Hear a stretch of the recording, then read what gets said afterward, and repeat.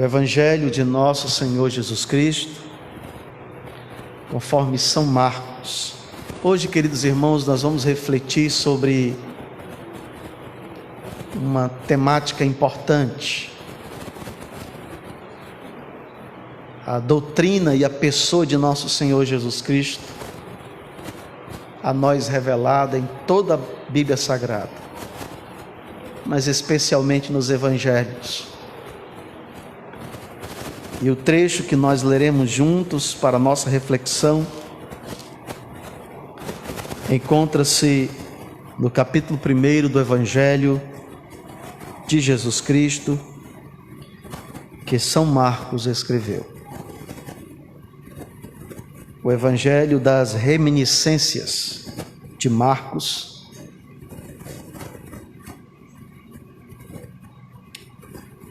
na verdade, as reminiscências são de Pedro e Marcos escreve. Reminiscências quer dizer lembranças. As lembranças do apóstolo São Pedro, e Marcos as escreve. São Marcos escreve aos romanos, a comunidade cristã em Roma, e isso influencia a temática do Evangelho, uma vez que o que caracteriza este registro do Evangelho é a ação.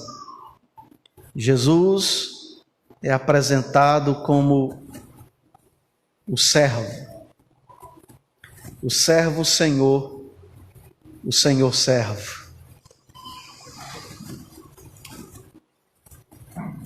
A perícope desta noite encontra-se no verso 7 até o verso 13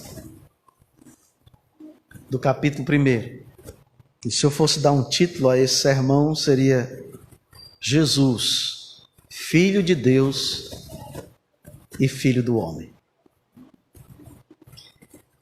Verso 7 a seguir, diz assim o texto bíblico: E pregava dizendo: Após mim vem aquele que é mais poderoso do que eu, do qual não sou digno de, curvando-me, desatar-lhe as correias das sandálias. Eu vos tenho batizado com água, ele, porém, vos batizará com o Espírito Santo. Naqueles dias veio Jesus de Nazaré da Galileia, e por João foi batizado no Rio Jordão.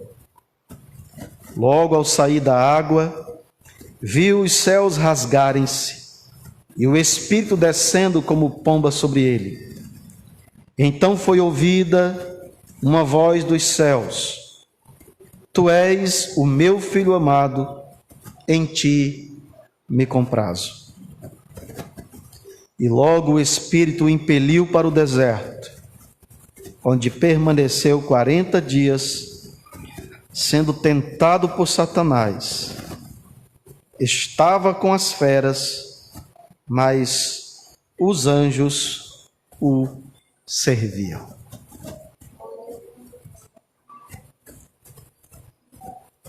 Queridos irmãos e irmãs,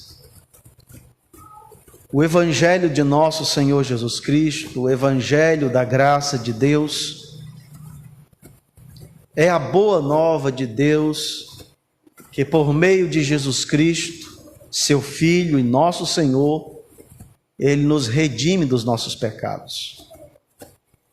Ele nos resgata da nossa vã maneira de viver e, pelo poder do seu Santo Espírito, renova a nossa vida, anima-nos, santifica-nos, guia-nos e capacita-nos ao testemunho desse Evangelho que nos transforma, que nos renova e que nos molda à imagem e semelhança de seu Filho Jesus Cristo.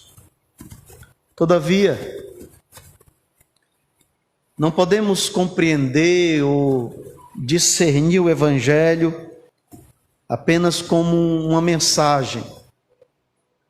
Não podemos entender o Evangelho, contemplar o Evangelho apenas na perspectiva de uma proclamação, de uma notícia, de uma informação. O Evangelho é uma pessoa, e uma pessoa do ser divino, a pessoa do Logos, o Filho de Deus, que se fez carne, habitou entre nós, cheio de graça e de verdade. E nas palavras do apóstolo São João, ele diz, escrevendo: e vimos a sua glória, como a glória do unigênito do Pai. Isso tem implicações práticas para a nossa vida. Isso significa dizer que o Evangelho é um chamado, sobretudo, a um relacionamento. A um relacionamento com uma pessoa. Um relacionamento com Cristo. Visto que em Cristo Jesus, Deus nos atrai para si. Deus nos chama para si, laçando-nos com cordas de amor e com laços de benignidade. Isso fica a nós explícito em toda a Escritura Sagrada, mas essencialmente esta verdade gloriosa está mais explicitada no Novo Testamento e especialmente nos Evangelhos ou nos registros do Evangelho, os quais são 4. O Evangelho conforme Mateus, o Evangelho conforme Marcos, o Evangelho conforme Lucas e o Evangelho conforme João escreveu. Entre os eruditos, há um consenso de que entre esses 4 registros, Marcos tenha sido o primeiro. E, portanto, ele data de meados do século I, em um período em que Nero ascendia ao poder do trono de Roma aos 16 anos de idade. Um período em que o cristianismo ou os do caminho, os discípulos de Cristo, foram hostilmente perseguidos, vilipendiados, maniatados, odiados, perseguidos brutalmente pelo Estado romano. É provável que João Marcos escrevera, portanto, este evangelho para crentes na cidade de Roma, a capital do Império Romano.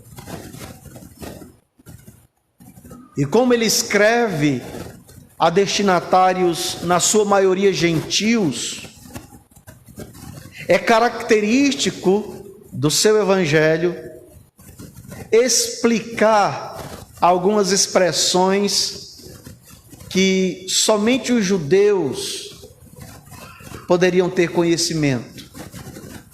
Algumas expressões e alguns costumes são caracteristicamente explicados no registro que Marcos faz do Evangelho.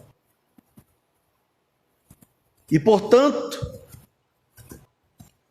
essa característica influenciada pelos destinatários do registro do Evangelho, permeia todo o Evangelho que São Marcos escreveu, e ele apresenta-nos a Jesus, ele apresenta Jesus como o servo. Portanto, o texto que permeia toda a temática desse Evangelho está no capítulo 10 e o verso 45, onde Jesus expressamente revela o caráter da sua missão.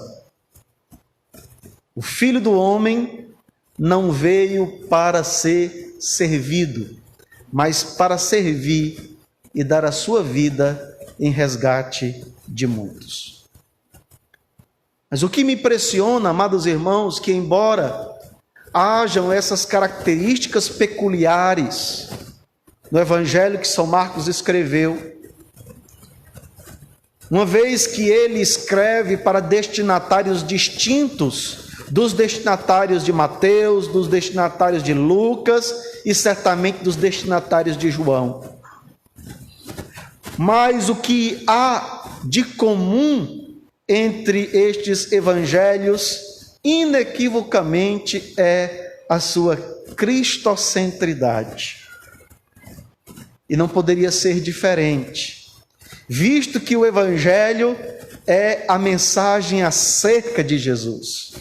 Jesus é a boa nova de Deus para o homem. Jesus não somente é a boa notícia, como ele também encarna esta notícia. Portanto, ele é a pessoa do Evangelho e ele é o conteúdo do Evangelho. Ele é a mensagem do Evangelho. Ele é o conteúdo do Evangelho e o pregador por excelência do Evangelho. E é exatamente por isso que Marcos, logo no capítulo 1, verso 1, inicia este evangelho dizendo: princípio do evangelho de Jesus Cristo, o Filho de Deus. No texto que nós lemos, destaca-se aqui duas verdades que eu gostaria de compartilhar com vocês. E depois fazer algumas aplicações práticas para a nossa edificação espiritual. A primeira verdade que está implícito no texto que nós lemos essa noite é a identidade de Jesus. Versículo de número 7, a palavra de Deus assim nos revela: e pregava dizendo: após mim vem aquele que é mais poderoso do que eu, do qual não sou digno de, curvando-me, desatar-lhe as correias das sandálias. Há um outro texto que é importante nós lermos ainda na perícope que nós destacamos, no verso 11, quando a palavra de Deus assim nos diz: então foi ouvida uma voz dos céus: tu és o meu filho amado, em ti me comprazo. Queridos irmãos, estes dois versículos nos revelam a identidade de Jesus. Responde-nos quem é Jesus Cristo, quem é o profeta de Nazaré, quem é o filho de Maria.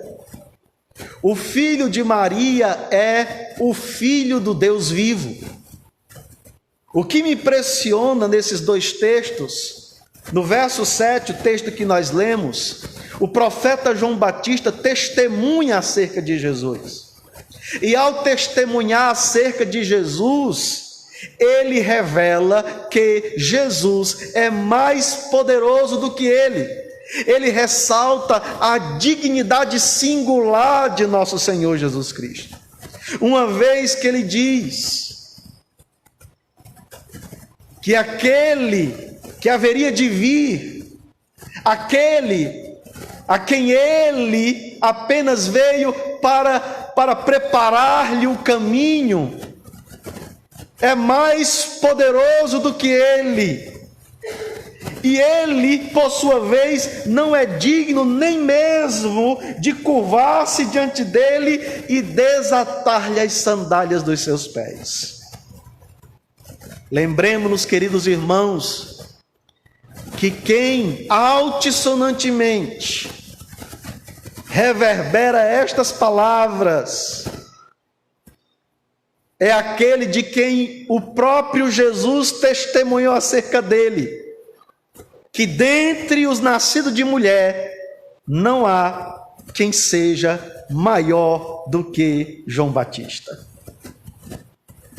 Mas o profeta João Batista, embora entre os nascidos de mulher não haja ninguém maior do que ele não ousa usurpar a glória daquele que existe desde a eternidade, daquele que é antes do tempo, daquele que trouxe todas as coisas à existência, daquele que antes de fazer-se homem e de assumir a nossa humanidade ao se fazer carne, estava com o Pai na eternidade e num conselho eterno. Deus, o Pai, por meio dele, criou todas as coisas, trouxe tudo à existência pela palavra do seu poder. Ele, que é o agente da criação, e esta, que fora criada para o louvor da sua glória. Pois conforme o apóstolo São Paulo nos diz, escrevendo aos Romanos no capítulo 11, verso 36, tudo foi feito por ele, por meio dele e para ele. Portanto, o que o texto em si nos ensina, nos revela, é a identidade de Jesus. Jesus é o Filho de Deus. No verso 11, há o paralelo com o verso 7, porque ambos os versículos revelam-nos os testemunhos ou as testemunhas testificando acerca de Jesus. No verso 7, João Batista testifica acerca de Jesus. E no verso 11, é o próprio Pai que brada desde os céus com voz poderosa, altissonante, acerca de Jesus, dizendo: este é o meu Filho amado, a quem eu me comprazo. Nele eu tenho prazer, nele está todo o meu prazer, nele está a minha alegria. A minha satisfação, o meu gozo está nele. Ele é o meu Filho amado, a ele escutai, a ele ouvi. O fato é que quer seja o profeta João Batista, quer seja a voz divina, a voz do Eterno que brada desde os céus, ambas as testemunhas estão nos revelando a identidade de nosso Senhor Jesus Cristo. O nosso Senhor Jesus Cristo é o Filho de Deus. No verso 1, quando Marcos inicia o registro deste evangelho, ele diz: Evangelho de Jesus Cristo, o Filho de Deus. No verso 7, João Batista diz: ele é mais poderoso do que eu. Ele é poderoso porque foi por meio dele que todas as coisas vieram à existência. Ele é poderoso porque foi por meio dele que o homem tornou-se alma vivente. Ele é poderoso porque ele conhece os céus dos céus, as estrelas, cada um ele as chama pelo nome. Ele é poderoso porque sustenta todas as coisas pela palavra do seu poder. Ele é poderoso porque no Calvário consumou-nos uma eterna redenção. Ele é poderoso porque sobrepujou a morte, sobrepujou o inferno, sobrepujou o pecado e nos concedeu nele uma poderosa salvação. Ele é poderoso, o nosso bendito Redentor. Por isso João Batista revela-nos aqui no verso 7: Ele é mais poderoso do que eu, do qual eu não sou digno de, curvando-me, desatar-lhe as correias das sandálias. E o verso 11: a voz do Eterno, a voz do Pai, a voz de Deus brada altissonantemente: Tu és o meu filho amado, em ti eu me comprazo. Mas há uma segunda verdade,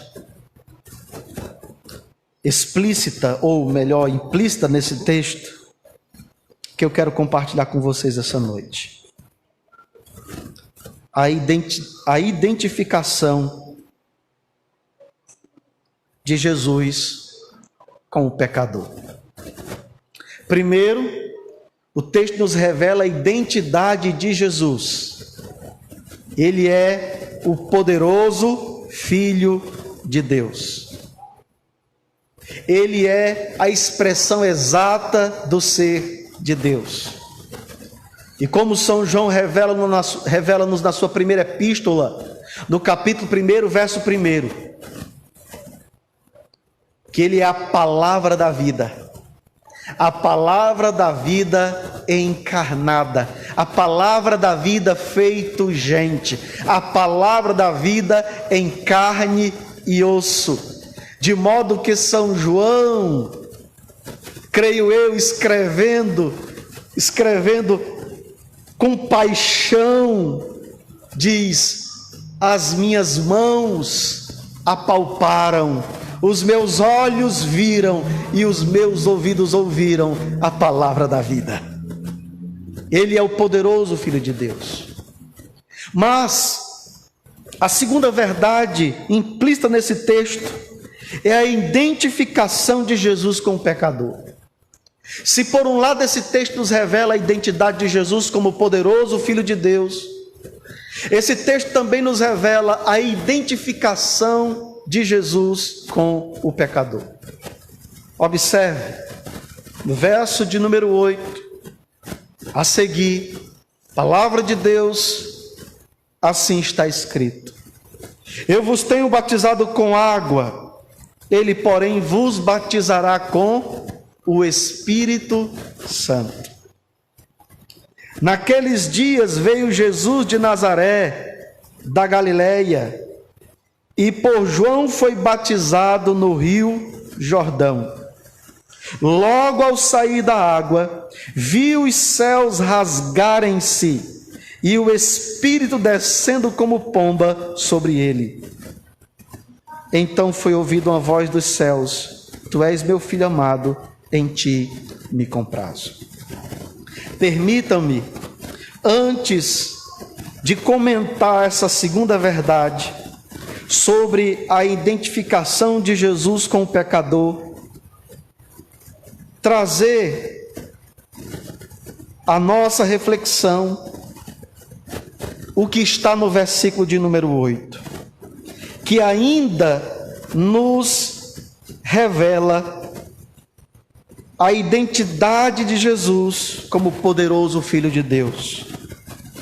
O verso 8 certamente nos ensina aqui o contraste entre João Batista e Jesus. Seguindo o verso 7, porque também no verso 7 há um contraste óbvio. João Batista está dizendo que aquele que haveria de vir, aquele de quem ele é apenas o precursor, aquele que preparara o caminho para o Senhor, para o Messias, para o Filho de Deus, que ele é mais poderoso, que ele é mais digno. Diante dele, ele é absolutamente indigno, tão indigno que não pode desatar-lhe as correias das suas sandálias. E o verso 8, seguindo esse contraste entre João Batista, a pessoa de João Batista e a obra de João Batista, o ministério de João Batista, a pessoa de Jesus e o ministério de Jesus. Embora João Batista fosse um poderoso profeta, ele só podia batizar com água. O ministério de João Batista foi caracterizado por uma pregação ousada, poderosa, cheia do Espírito Santo, chamando os homens a um genuíno arrependimento, à conversão, a voltarem-se para Deus. E aqueles que respondiam a esta santa vocação, ao santo chamado do Evangelho, pregado nos lábios do profeta João Batista, eram batizados com água para a remissão dos pecados. No entanto, enquanto João Batista batizava com água para a remissão dos pecados, Jesus, aquele de quem João Batista veio preparar o caminho, é mais poderoso, e o seu ministério é mais poderoso, visto que, conquanto João Batista batize com água, este Jesus batizaria com o Espírito Santo. E aqui, queridos irmãos, é importante eu tecer algumas considerações. Porque quando Lucas, no seu evangelho, no registro do seu evangelho, escreve sobre esta passagem, ele acrescenta, ele vai além de Marcos. Marcos diz que Jesus haveria de batizar com o Espírito Santo, replicando as palavras do profeta João Batista. Mas em Lucas capítulo 3 e o verso 16, inspirado pelo Espírito Santo, ele registrou esta mesma passagem, acrescentando que Jesus haveria de batizar não somente com o Espírito Santo, mas também haveria de batizar com fogo. E certamente, irmãos, é importante que nós notemos no texto este contraste que o autor conscientemente faz entre a pessoa do profeta João Batista e a pessoa de Jesus, entre o ministério de João Batista e o ministério de Jesus. João Batista era um profeta incomparável entre os filhos dos homens, entre os nascidos de mulher.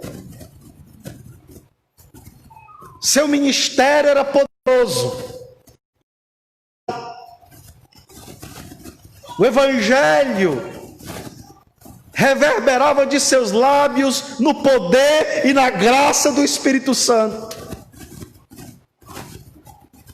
Ele batizava aqueles que respondiam a este chamado gracioso do Evangelho, batizando-os com água para a remissão dos pecados. Mas na sua pregação, Ele faz questão de ressaltar, de enfatizar que ele é apenas um precursor, que ele é apenas uma seta, que o seu ministério está apenas trazendo a memória, despertando os corações para uma pessoa mais poderosa, soberana, que haveria de se revelar com um ministério mais poderoso. Ele não haveria de batizar com água, ele haveria de batizar com o Espírito Santo e com fogo.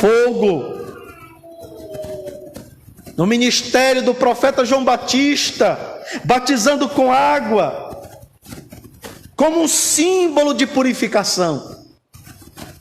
Os judeus estavam habituados aos rituais de purificação.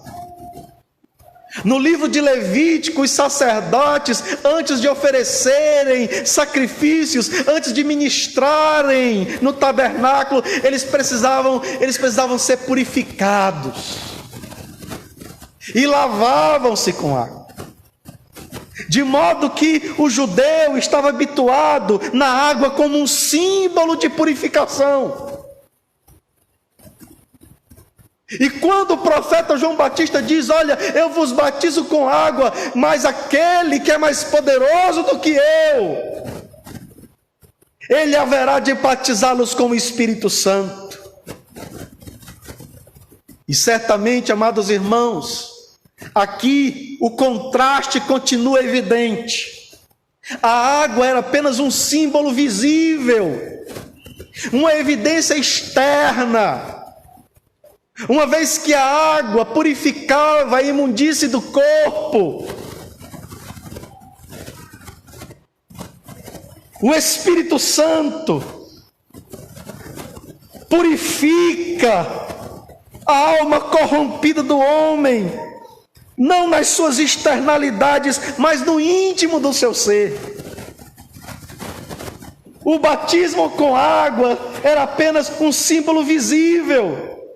E o batismo com o Espírito Santo, de fato, haveria de purificar o íntimo do coração humano, o íntimo da alma humana, e este só pode operar através do Senhor Jesus Cristo. Ele é o Espírito de Cristo, e é em Cristo e por meio de Cristo que Ele é enviado para purificar o homem do seu pecado. É Ele que nos invade graciosamente, nos vivificando e purificando toda a imundície do pecado, como diz o profeta Ezequiel no capítulo 34, verso 25 e 26: aspergirei água pura sobre vós, e vós ficareis purificados. Então, quando eu purificar vocês de vossas imundícies, eu haverei de trocar o vosso coração, dando-lhe um coração de carne no lugar do vosso coração de pedra, e nele haverei de inscrever a minha lei e os meus estatutos, para que vós observeis, e no dia que eu operar esta obra em vós, vós sereis o meu povo e eu serei o vosso Deus. Aleluia! Enquanto no ministério do profeta João Batista havia uma purificação externa, que simbolizava, que apontava para a necessidade de uma purificação radical, de uma purificação que transcendia as externalidades, as tangibilidades, os estereótipos, uma purificação que haveria de ser consumada e realizada no íntimo do nosso ser, onde a água não perscruta, onde a água não penetra, mas o Espírito penetra todas as coisas. Ele vai até o âmago do nosso ser e arranca, purifica a corrupção do pecado, a imundície do pecado, nos transforma, nos santifica, nos renova, nos converte na presença do Deus Todo-Poderoso. Aí veja bem, é importante destacar, amados irmãos, a passagem de Lucas no capítulo 3, verso 16. Lucas é o teólogo do Espírito. Lucas é o teólogo do Pentecostes. E Lucas ressalta no capítulo 3, verso 16, que Jesus haveria de batizar com o Espírito Santo e com fogo. E aqui, amados irmãos, nós podemos ver claramente o já e o ainda não do reino de Deus. O já, porque em Cristo Jesus e pelo poder do seu Espírito Santo, nós somos purificados e transformados para uma nova vida, refletindo o caráter de Jesus. E o ainda não, porque o fogo aponta para o juízo vindouro, o juízo que haverá de ser consumado. O reino de Deus, na encarnação do Verbo, é inaugurado. E a marca sine qua non, a marca imprescindível deste reino que chega até nós, é a habitação do Espírito Santo. E essa graça que Ele opera em nós, nos purificando de todo o pecado, nos renovando e nos vivificando para uma nova vida em Cristo Jesus pelo poder do Evangelho. Mas este reino que é inaugurado, trazendo a existência, ou trazendo a evidência, a igreja, como embaixadora do reino, como proclamadora deste reino, daquele que é mais poderoso que João Batista, daquele que é filho de Deus, mas também é filho do homem. Este reino haverá de ser consumado. E o que haverá de marcar essa consumação do reino de Deus já não vai ser mais a ação operosa e graciosa do Espírito Santo, mas a ardente expectação de juízo tipificada pelo fogo em Lucas 3,16.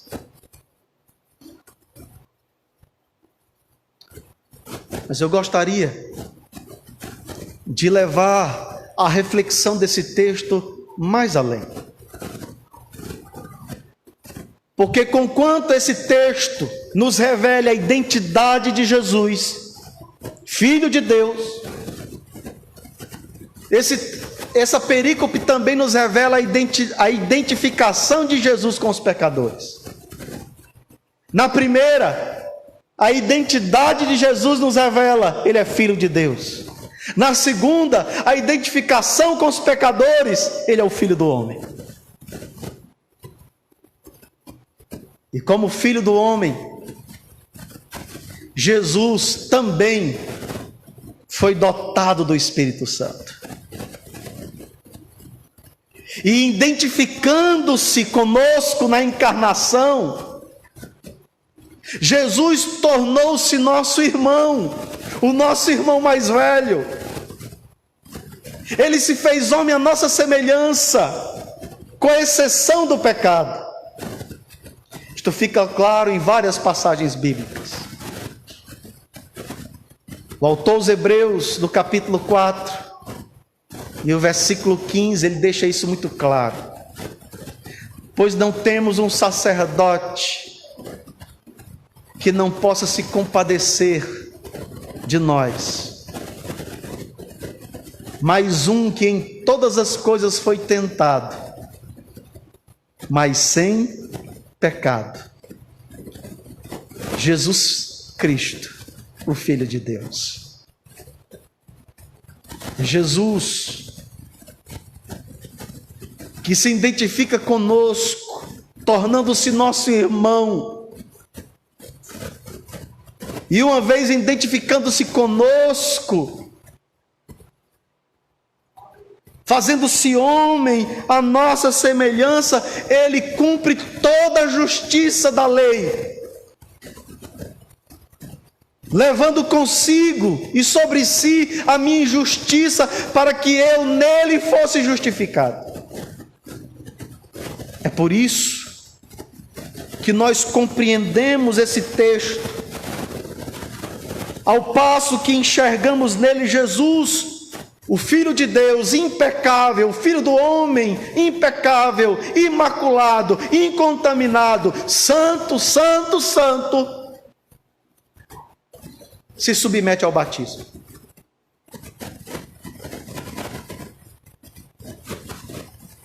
No entanto, queridos irmãos, o batismo era um rito para os pecadores. No capítulo 3 do Evangelho de Jesus Cristo, conforme São Mateus escreveu,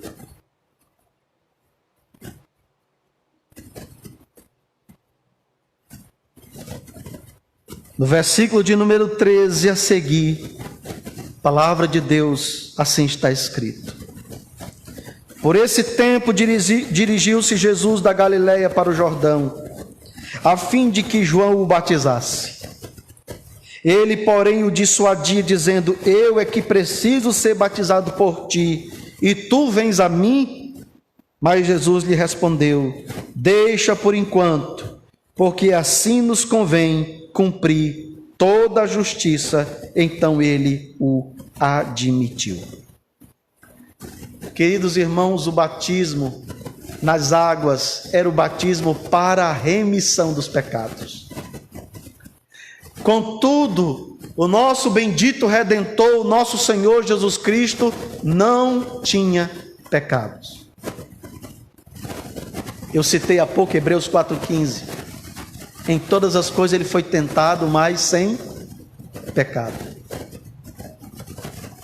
Todas as coisas ele foi tentado, mas sem pecado. E talvez você esteja se questionando se o batismo é um rito para os pecadores, porque o Santo de Deus se submete ao batismo. Aqui está a chave de compreensão da verdade que há pouco lhes compartilhei. De que Jesus se identifica conosco na encarnação. Ele torna-se o nosso irmão. E como ele diz a João Batista em Mateus capítulo 3, verso 13, 14, 15, quando João Batista, a princípio, não quer batizá-lo, e então Jesus insiste dizendo: é necessário para que se cumpra toda a justiça. Para se cumprir toda a justiça nele, uma vez que como os pecadores ele é batizado sem pecado, uma vez que como os pecadores ele sofre a ignomínia de viver em um mundo que jaz no maligno, ele se identifica uma vez que ele é tentado, porque o texto, a perícope que nós lemos, revela-nos que após ser batizado, ele é compelido pelo Espírito e no deserto é tentado pelo diabo. Ele se identifica conosco no batismo, ele se identifica conosco no sofrimento, ele se identifica conosco nas tentações, ele se identifica conosco na morte. Mas aí a identificação termina por aí. Porque ao ressurgir dentre os mortos, aí já não é mais a identificação dele conosco, mas ele principia uma dádiva gloriosa, pois torna-se o primogênito de muitos, as primícias da ressurreição. Agora, uma vez que ele se identificou conosco, fazendo-se homem à nossa semelhança, cumprindo toda a justiça, batizando-se nas águas, sendo tentado pelo diabo, sofrendo a ignomínia da cruz, morrendo, sendo sepultado, ele sobrepujou a morte, dando um brado de vitória. Ao terceiro dia ele ressurgiu, tornou-se a primícia da ressurreição, para que juntamente com ele a sua igreja, que foi comprada com seu precioso sangue, fosse então triunfante, gloriosa, e então com ele tornasse herdeira das bênçãos vindouras que o Pai lhes prometeu. Aleluia, glória a Jesus, glórias ao Filho de Deus, louvado seja o nome do Senhor Jesus. Queridos irmãos, aqui está uma questão importante nesse texto, porque certamente nós somos compelidos pelo contexto a ressaltar aqui esse batismo com o Espírito Santo como uma obra purificadora da nova criação que Cristo inaugura na encarnação, contrastando com o batismo das águas. No entanto, é importante que nós ressaltemos, e aqui eu comungo com o teólogo escocês William Barclay, comentando esse texto, que aqui Jesus não somente se identifica com os pecadores, mas também aqui Jesus é dotado pelo Espírito Santo. E uma vez que ele, identificando-se com os pecadores, sendo dotado com o Espírito Santo, nós podemos ressaltar aqui uma verdade carismática. Se Jesus é dotado com o Espírito Santo, sem necessariamente essa dotação do Espírito implicar em um novo nascimento, porque Jesus não precisa nascer de novo, porque Jesus não precisa ser regenerado, porque ele não é pecador, ele é santo. Há também uma dinâmica da ação do Espírito Santo em nós, sem necessariamente estar ligada à regeneração.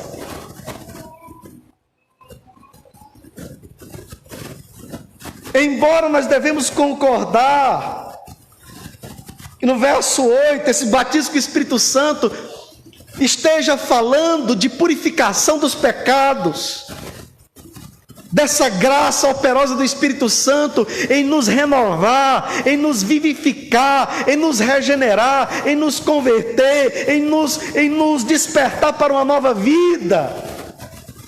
Esse batismo com o Espírito Santo, há também aqui implícito essa verdade que nós não podemos nos divorciar dela. Se Cristo se identificou conosco na encarnação, e uma vez que Ele torna-se o nosso irmão, Ele é dotado com o Espírito Santo para um ministério poderoso, como nos diz Lucas em Atos capítulo 10, versículo 38. Atos 10, 38. Como Deus ungiu a Jesus de Nazaré com o Espírito Santo e com poder, o qual andou em toda parte fazendo o bem e curando a todos os oprimidos do diabo, porque Deus era com ele. Escute isso aqui. Se por um lado aqui, esse batismo com o Espírito Santo realmente é uma purificação,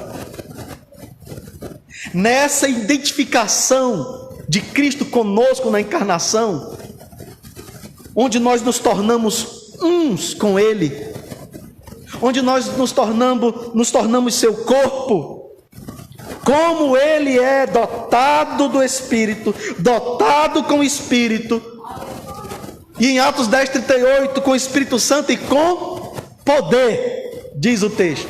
Lucas diz, com o Espírito Santo e com poder. Isso também implica, amados irmãos, que há sim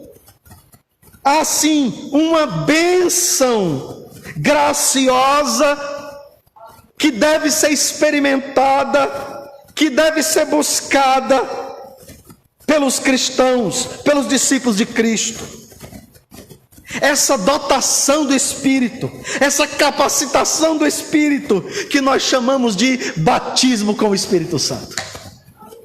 Essa experiência, essa dotação pós-regeneração. Essa experiência que transcende uma purificação interior.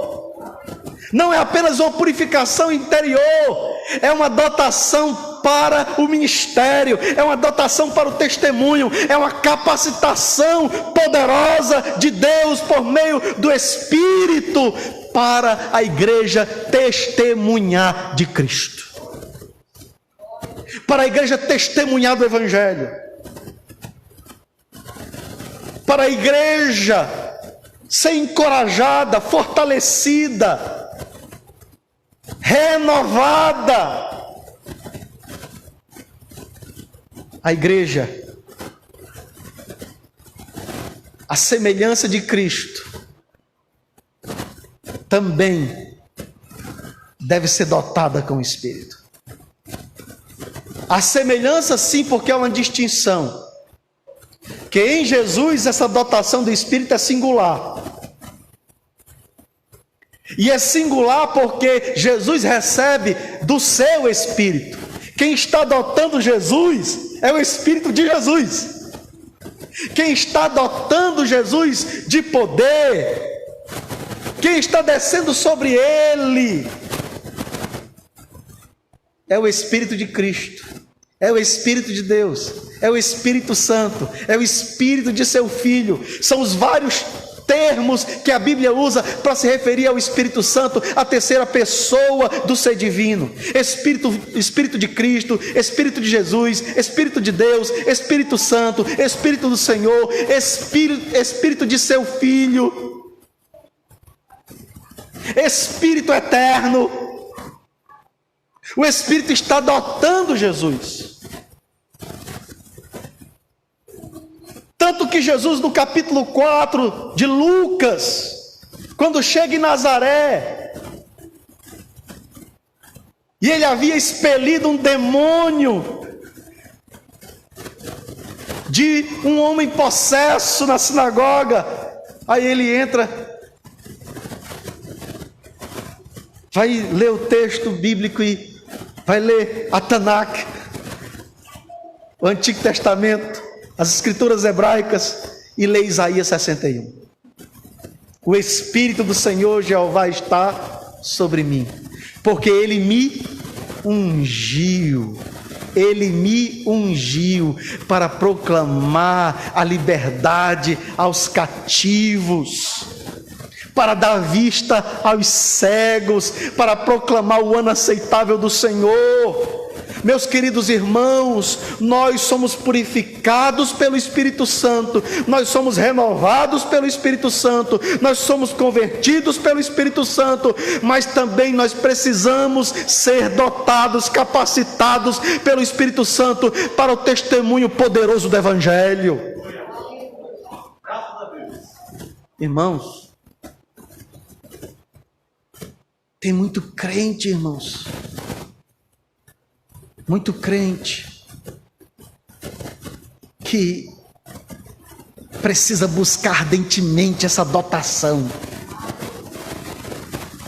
esse batismo, esse descer gracioso do Espírito Santo. E aí eu coloco esse descer entre aspas, porque ele já desceu.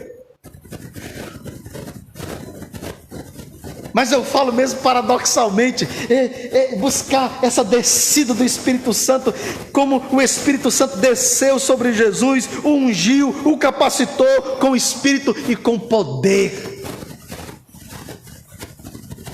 Queridos irmãos, a igreja pentecostal nas suas origens,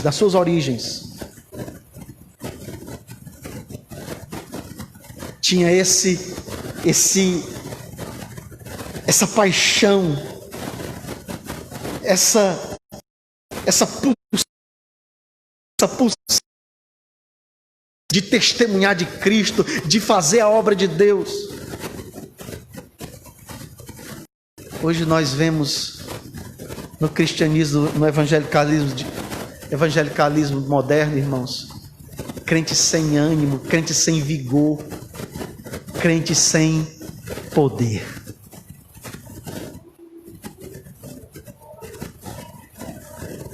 E muitas das vezes, prosélitos da teologia,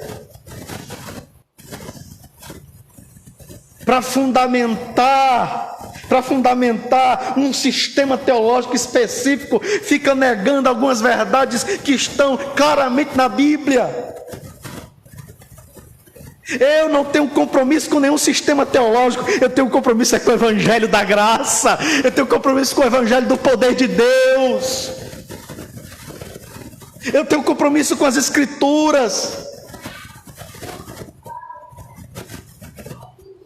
As sistematizações teológicas, elas são até importantes e em algum momento ricas, mas elas são limitadas, elas têm um teto e dali não passam, porque podem se autocontradizerem, mas o Evangelho não. O Evangelho é paradoxal, o Evangelho nos revela verdades que aparentemente são contraditórias, mas ainda assim devem ser amadas, devem ser cridas, devem ser experimentadas para o louvor da glória de Deus e para que o seu resplendor, a sua glória reflita em nós.